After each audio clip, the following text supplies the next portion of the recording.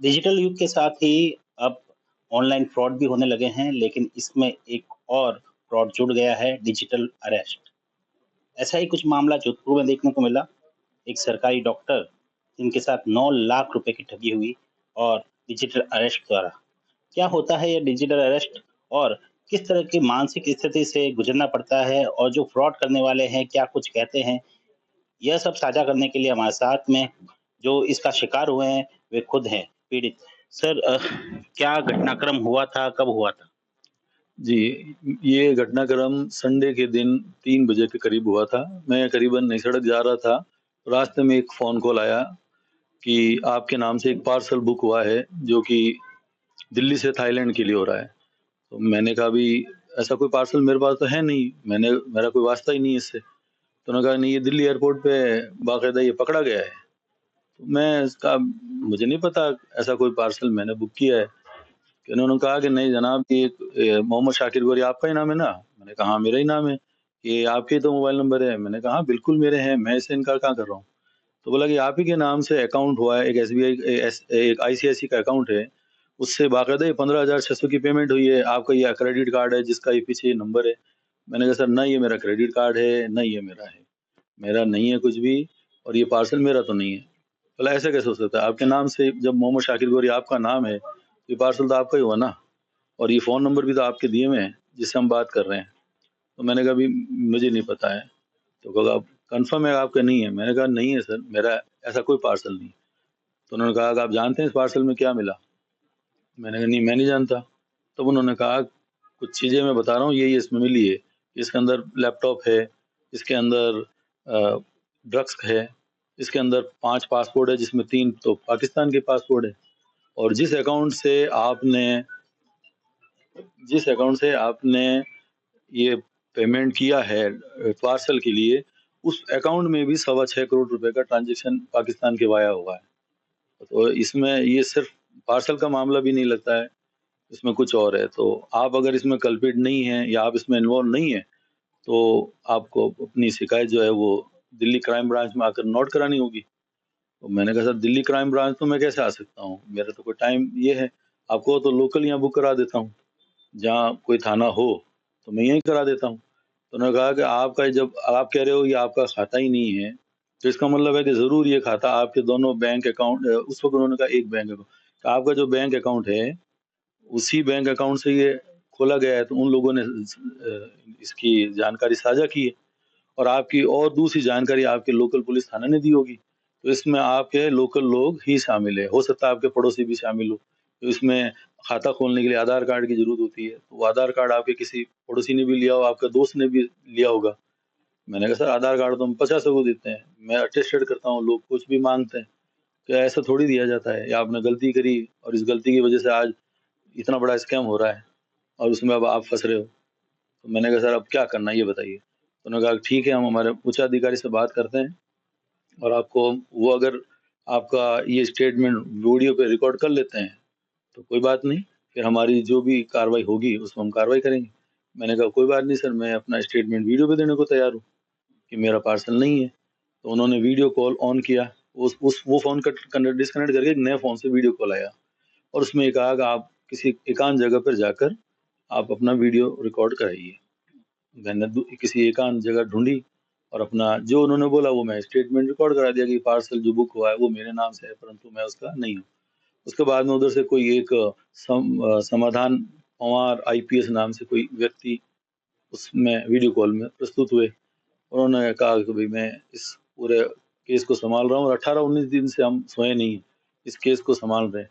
इसमें human trafficking भी जुड़ी हुई है। ये सिर्फ़ एक पार्सल का मामला नहीं है। इस अकाउंट को हम इसलिए नहीं छेड़ रहे हैं कि हम असल मुजरिम को पकड़ना चाहते हैं। इसके अंदर अभी भी ट्रांज़ैक्शन चल रहा है और ये आपके अकाउंट के थ्रू खोला गया है। तो आपके और कौन-कौन से अकाउंट है? ये भी पूछा उन्होंने। मैंने कहा सर मेरा तो एक बैंक अकाउंट जो आप बता रहे हो ये एक और है मेरा बैंक ऑफ बड़ौदा में। तो कहा कि आप उनकी उनकी भी डिटेल भेजिए हमें चेक वगैरह उसका क्रॉस चेक वगैरह। मैंने वो भेज दिया।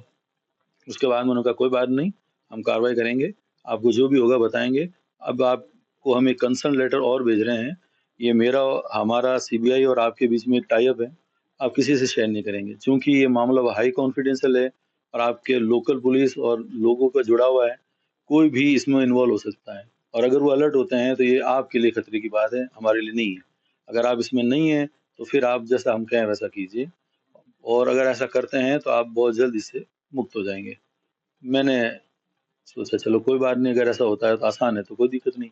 ये कहकर उन्होंने कहा कि आप घर जाइए, आराम कीजिए, कोई भी काम होता है आप हमें बात कीजिए, और जो भी आप कार्रवाई करेंगे, हम ये मोबाइल नंबर आपका सर्विलेंस में डालेंगे। आपकी एक्टिविटी और आपका ये मैसेज कि मैं घर पे हूँ या मैं फलानी जगह हूँ, ये मैच करना चाहिए। और इस दौरान अगर मैच नहीं होता है, इट मीन्स आप इसमें इन्वॉल्व हैं। तो मैं घर आ गया, घर आने के बाद में मैं मेरा हॉस्पिटल चला गया, जो मेरी रूटीन ड्यूटी का सिस्टम होता है अगले दिन। तो उन्होंने कहा कि आप कहाँ हैं? मैं कहा मैं तो मेरी ड्यूटी पे हूँ, क्योंकि मुझे नहीं पता था आगे के क्या प्रोसेस, उन्होंने बताया भी नहीं। उन्होंने इतना ही कहा कि ठीक है, हम कल देखेंगे। उस हिसाब से मैं मेरी ड्यूटी पे चला गया। ड्यूटी पे जाने के बाद उनका फ़ोन आया कि नहीं, आज आपको हमारे बताए निर्देशों से ही काम करना है, आपको ड्यूटी जाना नहीं चाहिए। मैंने कहा मैं तो ड्यूटी पे आ गया हूँ, कि आप अपना अधिकारी से छुट्टी लीजिए आज, और आप पहले घर पहुँचिए, उसके बाद में बात करना। तो मैंने कहा घर जाने की कहाँ ज़रूरत है? अगर मेरे से बात ही करनी है तो मैं किसी दोस्त के घर चला जाता हूँ, क्योंकि वहाँ तो पेशेंट आएँगे, मैं बीच-बीच में डिस्टर्ब हो जाऊँगा, मैं 3 बजे से पहले फ्री नहीं हो पाऊँगा। तो उन्होंने कहा कि नहीं, 3 बजे हम आपके टाइम से नहीं चलेंगे, और ना ही हम किसी थर्ड पार्टी को इन्वॉल्व करेंगे। मैंने कहा सर, थर्ड पार्टी हमारी मित्र है। कि नहीं, आप कैसे कह सकते हो आपकी मित्र है? क्या पता वही वो व्यक्ति हो। तो मैंने कहा सर, दुनिया में सब पे शक थोड़ी करके काम चलेगा। तो उन्होंने कहा साकिर जी, आप बहुत भोले हो, आपको पता नहीं है। हम किसी थर्ड पार्टी को इन्वॉल्व नहीं करेंगे, आप अपने घर जाओगे बस। हम 2 घंटे बाद कॉल कर लेंगे। मैंने कहा ठीक है, फिर 2 घंटा लगेगा, देख लेना, मैं घर चला जाता हूँ। घर आया तो फिर उन्होंने वापस वही जो समाधान पंवार था, आईपीएस बना हुआ व्यक्ति, उसने वापस वीडियो कॉल करके मुझे समझाया कि देखिए, अब आज हम क्या करने जा रहे हैं, कि हम सबसे पहले आपके पैसों को हम सेव करेंगे। उस अकाउंट को हम, जो अकाउंट आपके नाम से चल रहा है, उससे लिंक करेंगे, और उस लिंक करने से आपका ये पैसा उनको पता चल जाएगा, आपके अकाउंट का और पता चल जाएगा। इसको बचाने के लिए हम क्या करेंगे, एक डमी अकाउंट बीच में डाल देंगे, ये डमी अकाउंट आरबीआई द्वारा खोला जाएगा। तो मैंने कहा फिर क्या होगा, कि आपका पैसा उसमें शिफ्ट होगा। मैं, क्यों सर, मेरा पैसा उसमें क्यों शिफ्ट होगा? तो उन्होंने कहा कि ऐसा है कि हम आपको उसकी पूरी रिटर्न में आपको लेटर दे रहे हैं। वो अकाउंट, आप ही उसके मालिक हैं, नाम उसका एक्स वाई जेड कुछ भी हो सकता है, किसी को पता ना चले इसलिए। उसके बाद में उन्होंने मुझे एक लेटर दिया, आरबीआई की तरफ से बाकायदा एक लेटर जारी हुआ, उसमें साइन और उसमें सारे थे, और उन्होंने कहा कि भी कंसर्निंग दी कि आपका एक लेटर खोला जाएगा, और वो खाता आप ही का होगा, उसमें जो रकम होगी आपकी होगी। इस केस के बाद, क्लोज के बाद, वो सारा पैसा आपको लौटा दिया जाएगा। तो मैं उस लेटर को देख के, और उस पे सील साइन सारे, उसको मैंने बगौर देखा, पूरा मैंने पढ़ा। उसको पढ़ने के बाद में समझा, उसके बाद में मैंने कहा कि अगर ऐसा है तो ठीक है। तो मैं मेरे उस पे राज़ी हो गया। फिर मैंने बैंक में जाने से पहले उन्होंने कहा कि आप बैंक निकलने से पहले आप अपना बाइक नंबर दे दीजिए, ताकि हम आपकी सिक्योरिटी के लिए 2 बंदे भेज दें पीछे से। मैंने कहा आप ही कह रहे हो कि इन्वॉल्व हैं, कि नहीं, वो हमारे बंदे हैं, हमारे केस में इस मामले में चल रहे हैं, तो वो आपके साथ रहेंगे। मैं मेरे गाड़ी लेकर निकल गया, और एसबीआई की जो ब्रांच है गुलाब सागर, वहाँ पर चला गया। वहाँ जाने के बाद में उन्होंने कहा कि आपकी आरबीआई से कंसर्निंग वो एक अकाउंट जो डमी बनना था, वो रेडी हो गया है, और वो अकाउंट की ये डिटेल हम भेज रहे हैं, इस पे आपको पैसा ट्रांसफ़र करना है। मैंने ठीक है, मैंने वो पैसा ट्रांसफ़र कर दिया। क्योंकि सारी कॉल्स वीडियो पे हो रही थी, और इसके अलावा उस वीडियो के अंदर बाकायदा एक पुलिस स्टेशन ही था पूरा वो, जिसमें उनके जो स्पीकर्स वगैरह बोलते हैं, जो जो भी एक पुलिस का सेटअप होता है, वो सारा था। महात्मा गांधी जी की मूर्ति भी थी, तो सारा ऐसा कहीं नहीं लगा कि ये कोई फ़ॉल्स कॉल हो सकता है। बीच-बीच में दूसरे लोग आकर जय हिंद भी कह रहे हैं, अपना काम, फ़ोन भी आ रहे हैं, ये सारा भी चल रहा था। तो ये सारा देख के उन्होंने जो एक फ़िल्म मेकिंग की तरह काम किया ना, तो उस पे ये आप यकीन ही नहीं कर सकते कि ये कोई फर्जी हो सकता है। आपको कब मालूम चला कि आपके साथ फ्रॉड हो गया है इस तरह का? ये तो मैं जब पेमेंट मैंने कर दिया, पेमेंट करने के बाद में जब उन्होंने ये कहा कि अब 4 से 6 घंटे का हम प्रोसेस शुरू कर रहे हैं, हम वो उन्होंने ये आश्वासन दिया कि आप बहुत घबरा रहे हो, वरना 24 घंटे लगते हैं हमें इस काम में। फिर भी हम आपको पूरा आश्वासन देते हैं, हम 6 घंटे में अगर पहला ट्रैक आउट भी अगर किसी अननोन का हुआ, हम आपका फंड हाथों-हाथ रवाना करवा शुरू कर देंगे। तो इसके लिए आप उन्होंने कहा सिर्फ अब 6 घंटे या 4 घंटे मैक्सिमम, मैक्सिमम 6 घंटे और 4 घंटे के बीच में आपको इंतज़ार करना है। 4 बजकर 30 मिनट के आस-पास मैंने ये फंडिंग कंप्लीट की और मैं घर आ गया। करीबन साढ़े 5 बजे या 5 साढ़े 5 बजे होंगे, मैंने टाइम नहीं देखा बहरहाल। कुछ समय बाद में मैंने अपना मोबाइल चेक किया, तो जो मोबाइल 1 दिन पहले से कंप्लीट ऑनलाइन था और उन्होंने वॉइस कॉल बंद, व्हाट्सएप वॉइस कॉल बंद करने का मना कर रखा था, वो उन्होंने खुद ने ही ऑफलाइन कर दिया। तो मैं सोचा पता नहीं क्या हुआ, उस वक़्त मैंने अपना आप को थोड़ा-सा, उस वक़्त मुझे शक हुआ हल्का-सा, लेकिन मैंने अपना आप को हिम्मत जुटाई, मैं कहा क्या पता कुछ और हो गया होगा, अपन कुछ देर रुक के और देखते हैं। मैंने कुछ देर और रुक के भी देखा, वो तो ऑफलाइन। फिर मैंने जो वो 2 कॉल्स से फ़ोन आए थे, उन दोनों कॉल पे मैंने फ़ोन भी लगाया, वो फ़ोन दोनों स्विच ऑफ। तो मुझे झटका लगा कि कुछ न कुछ गड़बड़ हो गई है मेरे साथ। तो मैंने फिर नागौर गेट थाना गया और मैंने सबसे पहले वहाँ पर अपनी प्राथमिकी दर्ज कराई। अच्छा, ज आपने बताया कि 2 लोग आपके गाड़ी नंबर लिए और कहा गया कि 2 लोग पीछा करेंगे। क्या 2 लोग आपसे मिले थे? क्या पीछा किया था? नहीं, मैंने ऐसा कोई ऑब्ज़र्व नहीं किया। हाँ, ये वो बार-बार वो ये ज़रूर कह रहे थे कि चूँकि इसमें आपका बैंक इन्वॉल्व है, तो आप एक काम और कीजिए कि जब आप जाएँ, तो ज़ाहिर है वो आपको जानते हैं। तो वो जाएँगे तो ऑब्ज़र्व कीजिएगा कि कोई आपको किसी अन्य निगाह से ना देख रहा हो। ज़ाहिर है कि वो आप पे नज़र रखे हुए हैं, उनको पता होगा। और अगर वाक़ई आपका बैंक इन्वॉल्व है, तो वो व्यक्ति भी पता चलेगा, तो हमें उस व्यक्ति के बारे में भी बताइएगा। अपना कैमरा आप ऑन रखिए, उसे चुपचाप उसका फ़ोटो भी खींच के दीजिएगा हमें। ये तक उन्होंने कहा था। आपने कोई फ़ोटो साझा किया, कुछ किया? नहीं, मैंने तो उनको ये भी कह दिया कि इस बैंक में कर्मचारी बेचारे 4 हैं और चारों मेरे मिलने वाले हैं। मैं किस पे शक करूँ? बैंक ने आपको किसी तरह की इतना बड़ा अमाउंट ट्रांसफ़र कर रहे थे, कुछ कहा नहीं? नहीं, बैंक ने पहले जब मैंने ये फ़ॉर्म भर के जब फ़िल अप किया था, तब उन्होंने कुछ नहीं कहा था। लेकिन जब वो फंड का यूटीआर नंबर आता है, वो नंबर जारी नहीं हो रहा था, तो मैं तो वापस बाहर आ गया। तो उन्होंने कहा कि यूटीआर नंबर आपने अभी तक इसका आया नहीं है। तो मैंने कहा वो मेरा काम नहीं है, मैंने तो पर्ची मैंने भेज दी।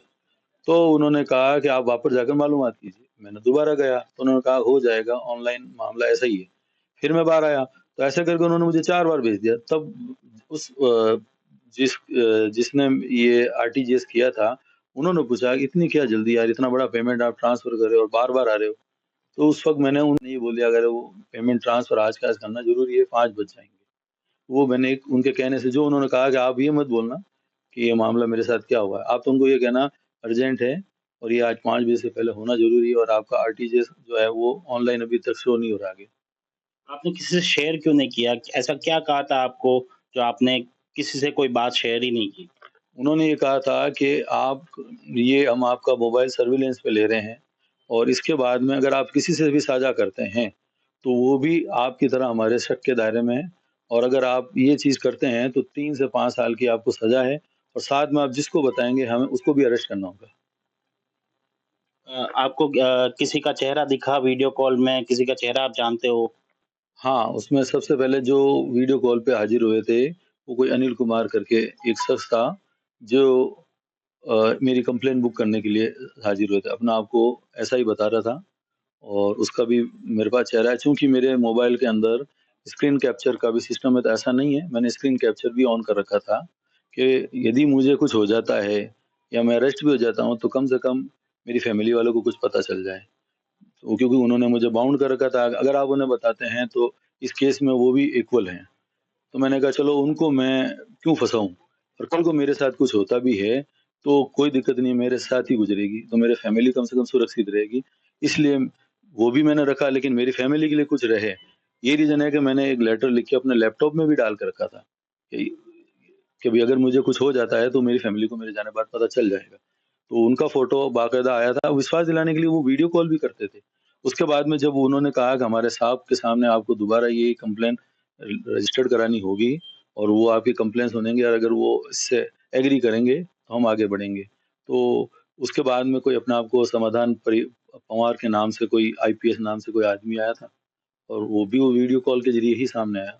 आपने पुलिस के साथ साझा किया फ़ोटो वगैरह उनका? हाँ, मैंने करीबन 9 फ़ोटो उनके स्क्रीन कैप्चर्स लिए और वो जो भी मेरी व्हाट्सएप से जो भी मेरी बातचीत हुई है उनसे टेक्स्ट मैसेज के ज़रिए भी, वो मैंने सारा पुलिस को एक 29 पेजेज़ में दिया है। कितने दिन तक ये अरेस्ट रहा आपका डिजिटल? ये करीबन 24 घंटे के आसपास था। देख सकते हैं आप किस तरह से डिजिटल अरेस्ट किया गया, मानसिक रूप से जो है बाँध दिया गया और 9 लाख की ठगी की गई।